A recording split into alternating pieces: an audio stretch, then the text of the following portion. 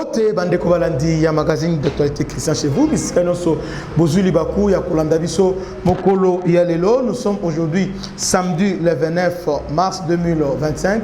Bienvenue à ce nouveau numéro ya Christian chez vous. Enfin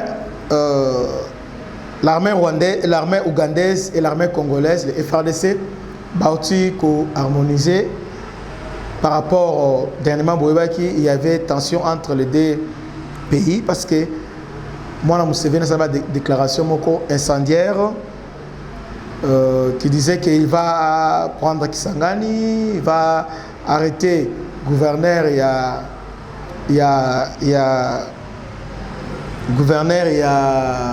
Ituri, général Luboya. Alors, tous les deux partis, Bakutani, ils ont harmonisé. Mais j'ai beaucoup aimé le général, notre chef d'état-major adjoint chargé des renseignements, comment il s'appelle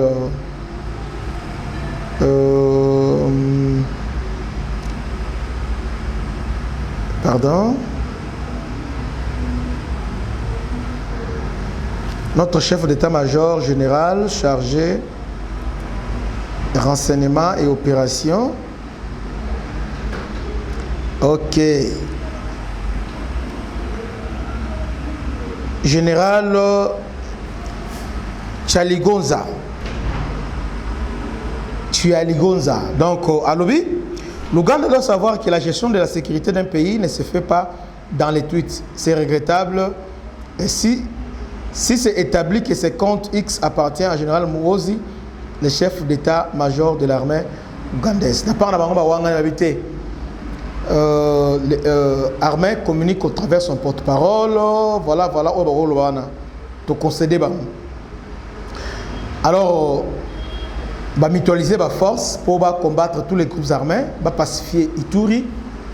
Parce que celui qui était là, il général, il y a FARDC.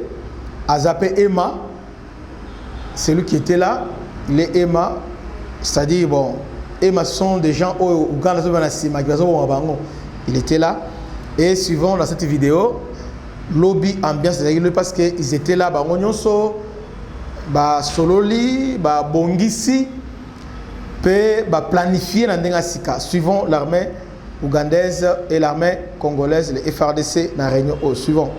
C'est dans ces camps Rwampara, visités par les chefs d'état-major général adjoints des FARDC en charge des opérations et renseignements, que les éléments UPDF campent. Ici, les deux armées vivent dans une harmonie parfaite, se sont réjouis les commandants de ces deux armées en opération conjointe.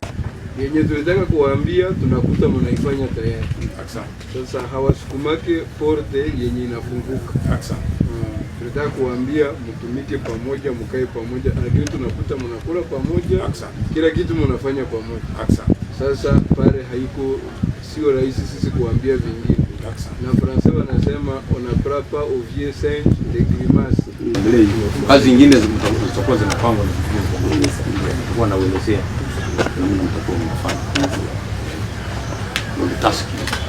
Occasion encore pour le lieutenant Jules Ngongo Chikoudi, porte-parole du commandant des opérations et gouverneur militaire de l'Ituri, présent lors de cette visite, d'inviter les groupes armés à déposer les armes, et c'est là, sans condition. Un message que nous lançons à tous les groupes armés hostiles au processus de paix, représentant du chef d'état-major général, lorsqu'il est venu pour sa première intervention, il a demandé à tous les groupes armés de déposer les armes et d'adhérer au processus de désarmement et démobilisation de PDDRCS. Et tous les groupes armés qui continuent à endeuiller la population, de s'attaquer à la population. Et donc les deux forces amies vont les traquer, les neutraliser et le mettre hors d'état de nuire. Notons qu'une grande réunion d'harmonisation de la mutualisation des forces a eu lieu avant cette visite au gouvernorat de la province de l'Ituri. Objectif, en finir complètement avec ceux qui portent délibérément le malheur au peuple. Après la grande réunion de mutualisation des forces entre les deux armées FARDC et UPDF ici à Bunia, chef-lieu de la province de l'Ituri, que le ministre Nzangi Butondo a lancé ce message. Je voudrais profiter de ce moment pour m'adresser aux groupes armés qui sont en Ituri ici.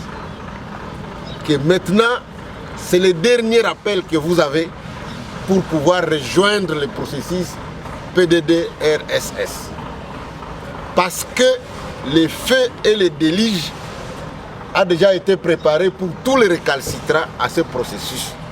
Parce que trop c'est trop, on ne peut pas vivre pendant plus de 5 ans dans cet amalgame où les gens sont tués tout le temps, où les gens font des incursions dans des cas de déplacés, où des Congolais tuent les Congolais. Je crois que ça doit s'arrêter. Et c'est l'occasion pour nous de leur dire qu'il faut saisir cette dernière opportunité pour quitter la forêt. Mwindo Nzangi affirme que cette mutualisation a déjà produit ses fruits en province du Nord Kivu et en Ituri, dans la zone des Boga, Tchabi et environ. Le gouvernement avait conclu des accords avec l'Ouganda pour l'opérationnalisation de ce que vous avez appelé l'opération Sugar, pour neutraliser les EDF au Nord Kivu et en Ituri.